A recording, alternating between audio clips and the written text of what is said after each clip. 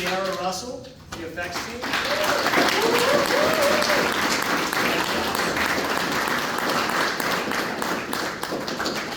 All right, whose first time was watching this tonight? Raise your hand. Wow. Insanity, right? Awesome. Cool. Let's get started, guys. Thank you so much for coming. I really appreciate your time.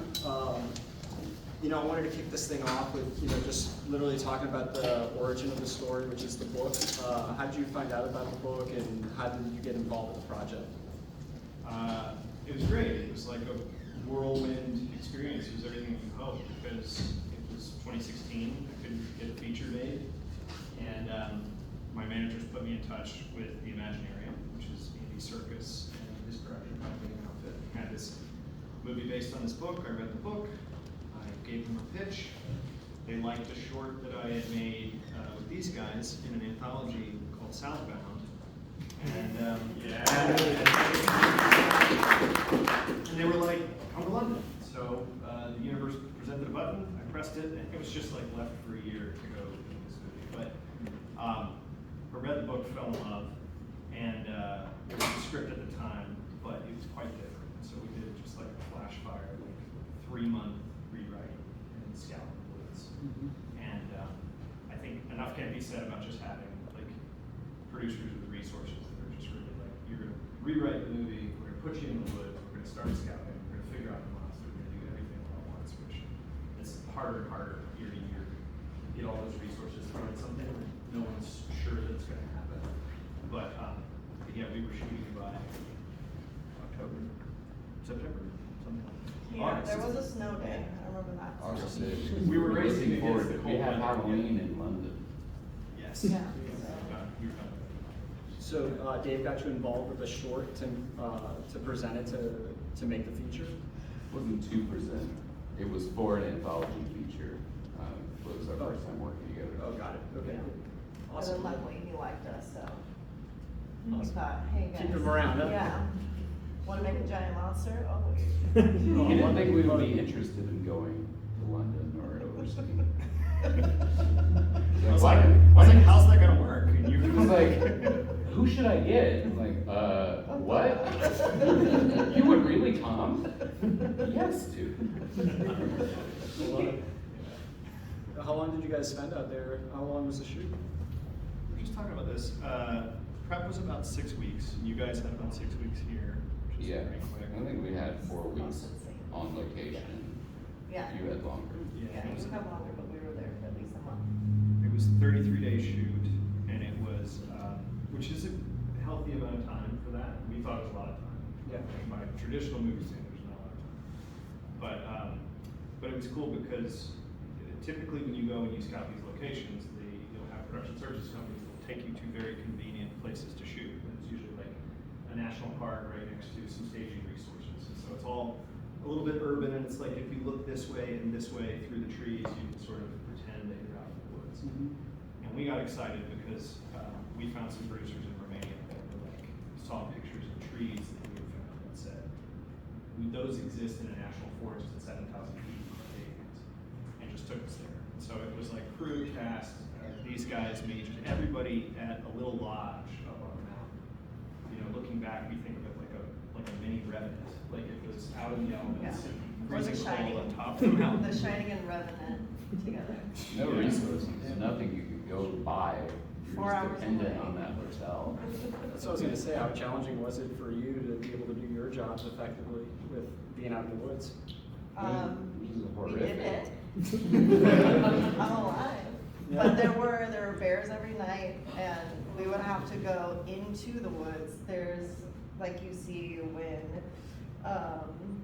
Rafe's character, he like sees the convenience store, and you see Modor like go in and start crashing up the place. That was in the woods. You had to hike. I had like bags with me. There's no rolling anything. You have to hike through the woods to get to this place. It looked amazing. It was immaculate. It was beautiful. But then I'm like, I have to use the restroom. And they were like, you just go down the dark path alone, and it's only like 500 kilometers. And I'm like, all right. So I'm gonna find anywhere nearby where no one's around, or I'll keep myself dehydrated, but we got through it. I can't imagine, you know, having a set like that where you're just outside all the time. You know, I mean, I'm sure there's environmental challenges. You know, just like you were mentioning, like there's no stores to go to. You know, it's nuts. Yeah. We were. It was getting cold. We were battling the winter. By the end of the movie, we were knocking snow out of the trees for continuity, and hailstorms, lightning. It was. At least you're making a movie on a topic, so everybody, the actors, everybody's pulling from the environment. It's all on screen, and you know, increasingly, it's harder to do this kind of thing. It's like you're getting questions about the volume. It's like more and more CGI. It's just like looking back, the opportunity to actually go out, force some amount like that, the resources to do something a bit more run of the mill. It's just rare. Yeah, for sure. Going into it, did you have it in mind that you wanted to make this all practical or a combination of CGI, practical, or like, what was your mindset? We investigated. At one point we were talking about stop frame animation. We really had no idea how to do the monster. We weren't really sure how big it was going to be either. The book is pretty open-ended as far as interpreting the beast. It's a bit more psychedelic, like the impression that you get it at different times in the book varies. And so when Keith Thompson, the amazing Keith Thompson, who is the concept designer, who we've worked with on several movies now, Keith is always pushing the limits of what something can look like. And we have a few of his different designs out there, but this design was like the first drawing that he made of this particular iteration.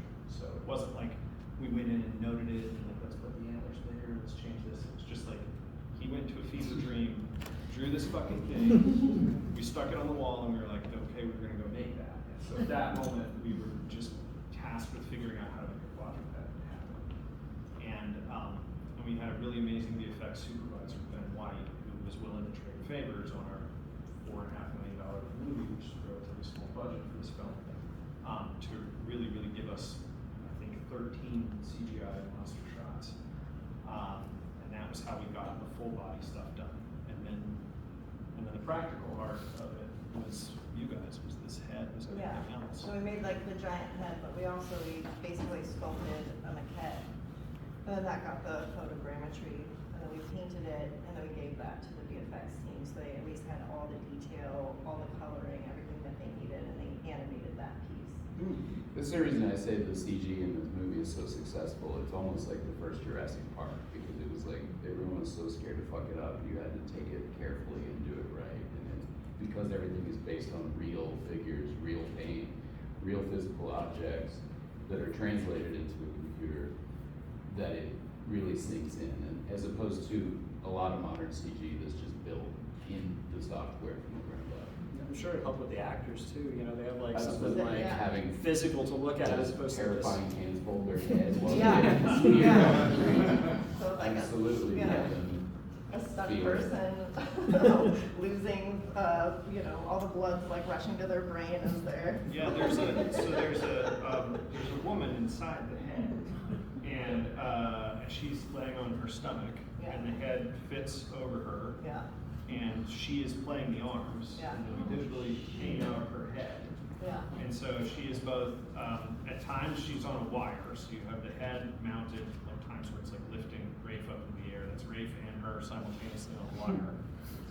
Sometimes the camera is mounted to the rig with her, and then sometimes she's on a jib arm, which we always talk about, like the most ridiculous. There's always a moment when you're making a movie where you're like, what the hell are we doing? And we'll never come back from this. So this is the peak moment. For me, it's like trying to make movies for 20 years, and if I never get to do it again, then it was worth it. It was the moment that she was on top of a jib arm, and we had like 12 guys on the backside of the jib arm, and we're just like heaving her up into the air. And Rafe's in his pajamas with a Norse battle axe. And I was like, we're never gonna get to do this again.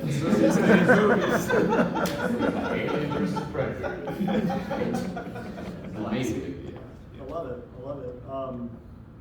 Kind of going back to the book, was there a lot of stuff that you changed to make it more relatable, I guess, or not as abstract? Yeah, so the great question. The book is very much inside the minds of the characters, of course, particularly Luke.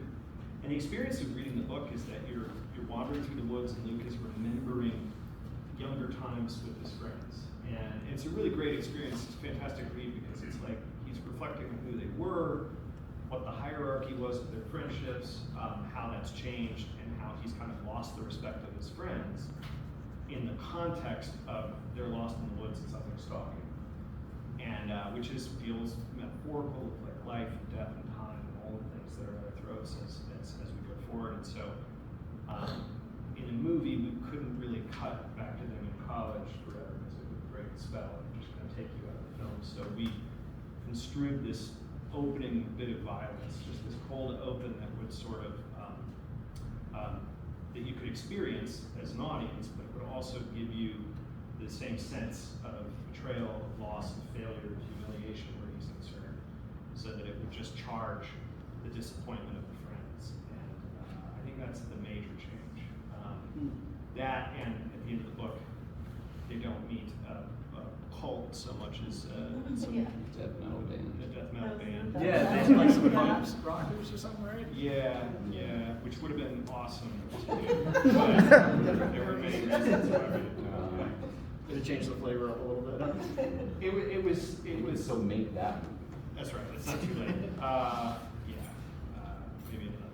We do. There is a death metal figure passes by Rob right before he goes to the movies, which is our little apology to Adam, the writer, for taking away his death metal band. What do you think about the film?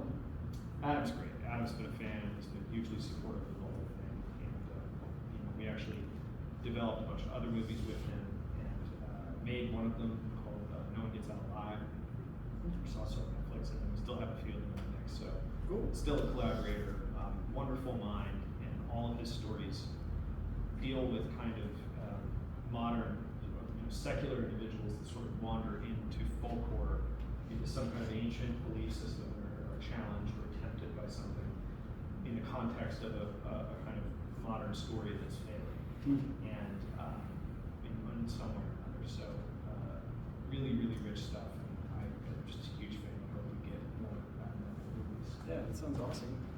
Well, obviously this is like what, your third or fourth collaboration together, right? Fifth? Yeah. Awesome. Well, that was the second one. Right? Right. It's Yeah. five. What keeps you coming back? They're really good at what they do, and they're game great. Perfect. There's always some kind of challenge, like, God damn it, you got me again. How am I gonna pull this off? This one's gonna be easier. Yeah, every time. We're gonna have it. Yeah, for sure.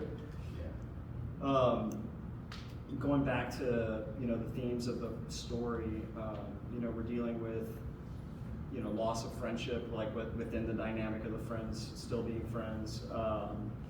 There's regret, there's sadness. Was there anything in particular that you wanted to tell with Luke, that aside from what was in the book, that you wanted to present in your film? Yeah. I think the thing that always made sense to me about Luke was that he was a failed alpha. Was that it's like he was kind of, you could tell, the rowdiest, the leader of the group in some ways when he was younger, and that script its utility had worn off over time. So his friends had moved on, and he had become kind of stunted in that way of thinking. And that was really present in the book, and that just felt hugely relatable. I think the movie is maybe a little more subjective in some ways than the book.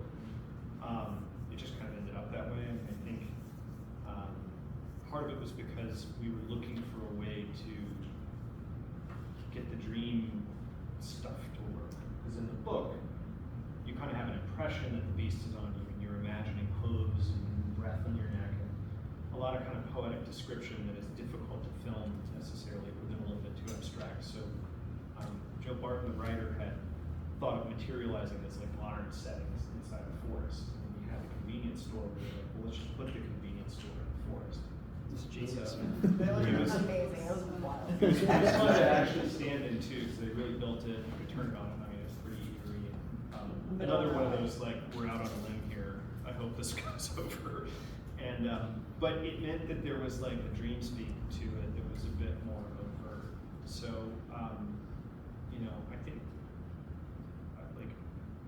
there's always this tension of like, you want to do subjective things in horror. And horror's the last place where you're able to be surreal and subjective, and you're just kind of permitted to explore the language of dreams. That you need a mechanism or something to grant the filmmakers permission to go there in a way that the audience can understand. And it always feels like, you know, the next level of that is to just unburden yourself and just sort of think of the film as the dream. And there was a read on the movie for us relative to Luke, which was always about the guilt and the shame of that opening scene, which was that the whole film is really just the nightmare that you have the night that you help your friend. Yeah, in for the sure. convenience store. And so it's not really The whole life you lived in your dream. Yeah, and it's not, and it kind of sets you free because you're like, okay, this isn't really Sweden, you know. Like anyone who's done that trail will tell us it doesn't quite look that way. The trees aren't right. She shot it from Romania. It's like it's just this guy's idea of what Rob's proposition was to the group of what that would be. So if you think of it in that way, it makes a different kind of sense in the way the events unfold. And so that was something that we talked about and come on to, and only now can we ever talk about. But yeah, and whether Rafe is internalizing that in his performance or just nodding to me and going, sure, mate, and going to do the scene, you know. Did like his redemption at the end, you know, where he actually like, you know, he overcame that cowardice and, you know, stood up for his friends, you know, and stood up to the monster. Was that originally in the book as well, or was that something that you developed for his character? I don't think that beat existed quite the same in the book. I think that was something that, yeah, we absolutely landed on because what he was wrestling with specifically changed with the opening scene. The opening of him making the story. Something more direct that he was kind of going for. We pulled from a lot of places what that was for us at the end.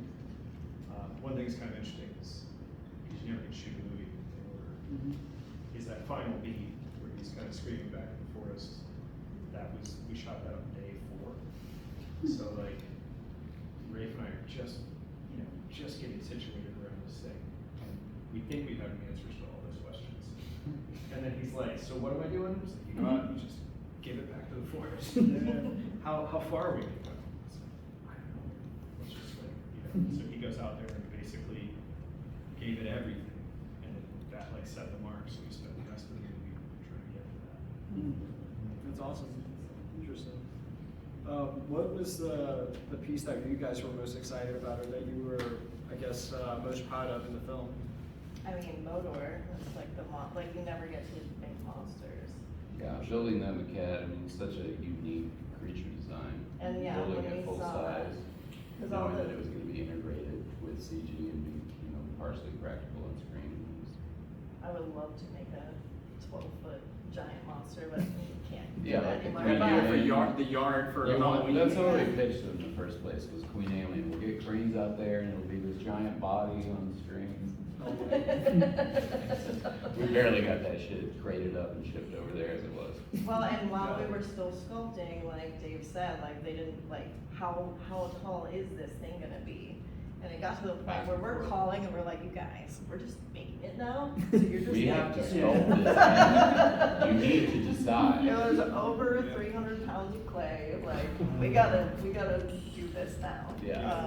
We're like location scouting. We're like up in the mountains, winding around with bad reception, and Josh is coming in and out. He's talking to us, you know, from LA, and he's like, I had to start the head, and we're like, and we were still debating the size because it was relative to the design. The size is so what many it other looks like questions. next to the human arms in front of its mouth. Now it's 14 feet tall. And he like sent us the calculations, and we Nothing realized you can that they do. got 4 feet taller at that very moment. We were just like, okay, fine. Well, But make sure those trees look good. wouldn't now. it be if they were 4 feet shorter though? It would have been just a moose, A a greater moose. moose, Yeah. yeah. But Well, you when- love the moose story. When it stands up on its hind legs and does the arch thing, like, Love it. yeah, if you had to build that thing, that would have been like 8 feet, man. Yeah. Yeah, and $1 Lord. million. Oh yeah. Big budget. What about you? What was your favorite scene that you filmed? What were you most proud of? Oh, that's a great question. I mean, on a just genre kick side, like, I love Monster Fires, everything from you guys in that moment. You didn't want the fire that big. Didn't want You were mad about it. I was. We were supposed to get 45 minutes of burn, and our SFX guy got really ambitious. He was like, crank it, love it. And the flames got This is Oscar winner, Nick. What's Nick's last name? Oh my god, come on, Alien. He won for Alien, the first Alien. You can't question It was it. like, He was just right. this awful over old man, crank it up. we had to go fast to get our coverage, but he was right. And I think from a performance standpoint, I think the first big fight in the woods, either that or when the guys wake up after the first night, Yeah. and can't talk about whatever happened. Just the grammar of those moments and seeing those performances unfold, and it's just one of those things that you kind of stumble upon, where just the unwind of the tension just feels perfect. And that's really the acting. Those four guys, just amazing things. For sure, we were talking about that earlier outside. What was your experience like working with these actors? Well, it was also one of the last times that we got to do in-person reads. You know, I mean, these days almost everything is a Zoom meeting or recording.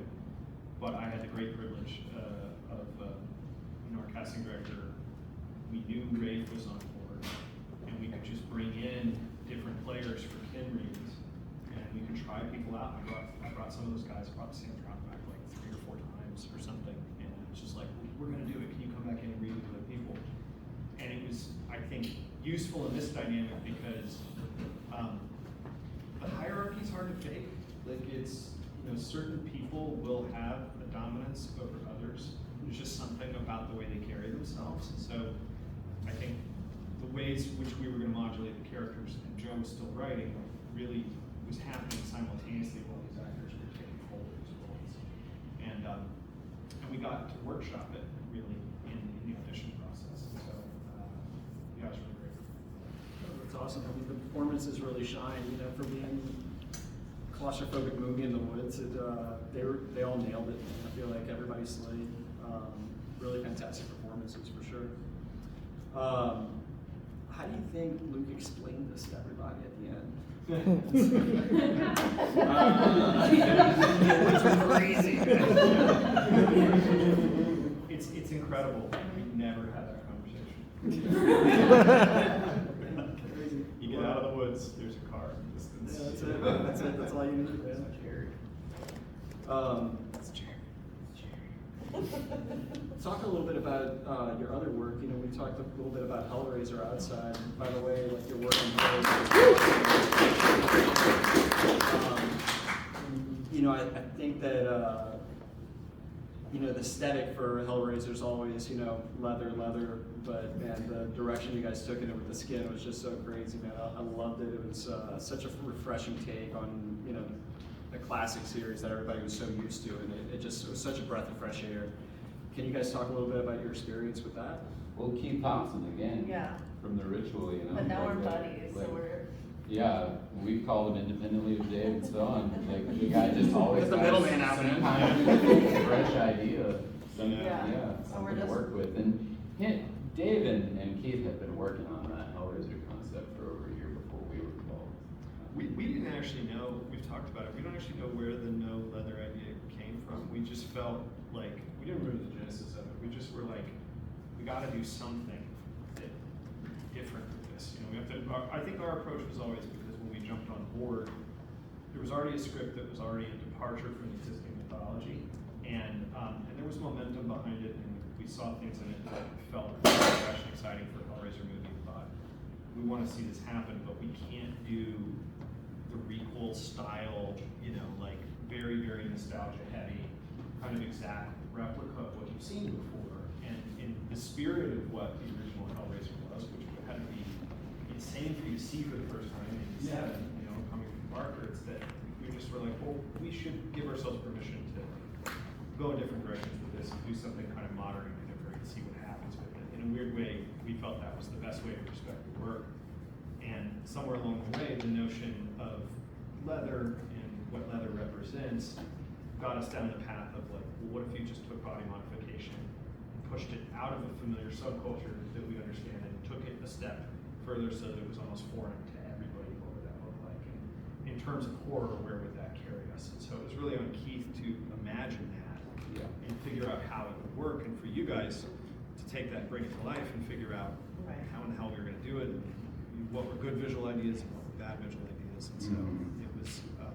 We just love to imagine the Cinebuds going to a body mod shop. Just get these clavicles exposed.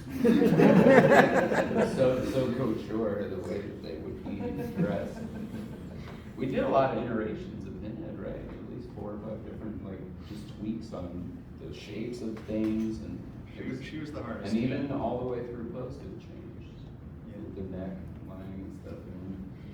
And the thing I've said before in interviews is like, no one should have remade Hellraiser, but if you're gonna do it, this was the way to do it. Yeah, you gotta swing hard, man. You can't just follow the same thing everybody else has done. for Yeah, sure. remaking Pinhead is a scary idea. I wouldn't have accepted that challenge. No responsibility, huh? Yeah. Well, and with Jamie, we had the opportunity to just do something different. And the way we looked at it was like, ask the audience permission. Like, we can't just replicate this, so we're gonna try something else. And like, are we down? Sort of, I think, was the approach. She was the absolute perfect choice. Yeah. And it was so harrowing to get down to the end of the casting. We didn't know it was going to be, and it ended up being her.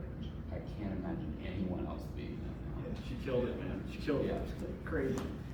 Was there a specific monster design that you guys really loved, that you're really proud of, that you brought to life? And Hellraiser? Yeah. Or all of our work with Rob? I mean, anything, shit. I was talking about Hellraiser, but if there's another one that you're really proud of, shout it out. No, dude, they're all great. Aren't they all great?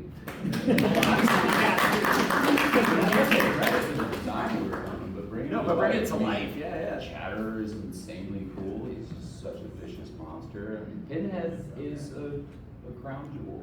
That's nuts. It's nuts that we did that. Gaff, all of them. I don't know. I can't think of my lowest ranking child here. Yeah, sure. No, you guys should be proud. I think that that was such a striking film. Like it's what I needed at the time, you know. So congrats. What about the future? What's in store for you guys? What are you guys up to? I don't know, man. Like, there's no studios left. I'm going to the gym. They're doing verticals.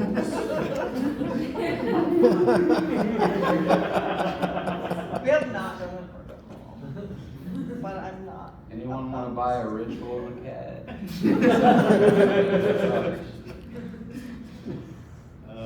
Yeah. Let's talk about Get movies the made. It's hard to get movies made. Yeah, we've been producing an anthology for a minute, and just piecemealing filmmaker friends together, just trying to make your own stuff. I think it's kind of what you got to do these days. Yeah. Well, The we system always is do, broken. Can't wait for them, for sure. Yeah. We're trying to get the Blob up, which is a big one. I feel very strongly about it. It's fucking awesome. It's a dream project. It's all about alarm, and you know, and the feeling that the adults do not have both hands on the wheel. Like, the people in charge are not good at handling the Blob problem. So there's like an anti-authority spirit to it that feels right now. It's challenging to do things, so, but there's forward progress. Call your local film executives. Pray to the movie gods. Like, we're aiming for a green light, so we'll see. For sure. What is a movie that you guys have seen recently that's blown you away that you would recommend to anyone? I mean, I just saw Surratt. Holy shit. Yeah, I don't know. Don't spoil it. 28 years later, and the Bone Thank Temple you. are both the best movies. Bone Temple is nuts. It's incredible. Yeah. Incredible. What did you see the other night? I don't know. That you talked about on Undertone. Oh, That's pretty good. I don't know. Yeah. Awesome. Scream 7's awesome. I love Scream. Anything Scream. Any movie ever, you know. What else? What's his name? I haven't seen enough. I think Bone Temple was probably one of my favorites this past year as well, Absolutely. or the beginning of the year. It just blew me away. The production, the Such a snub Iron for Maiden, freaking, Riley Vines not getting a nod in any way. What a Yeah. yeah. ridiculous. But yeah, I appreciate you guys coming out. I think it was really insightful, giving us your point of views on the film and your experiences. It was amazing. Thank you so much. I really appreciate that. Small ass. It's Sam Troughton who plays Dom. It's his birthday today. Can we get everyone to say happy birthday? Yeah. For a second. Thank you. He's gonna love it.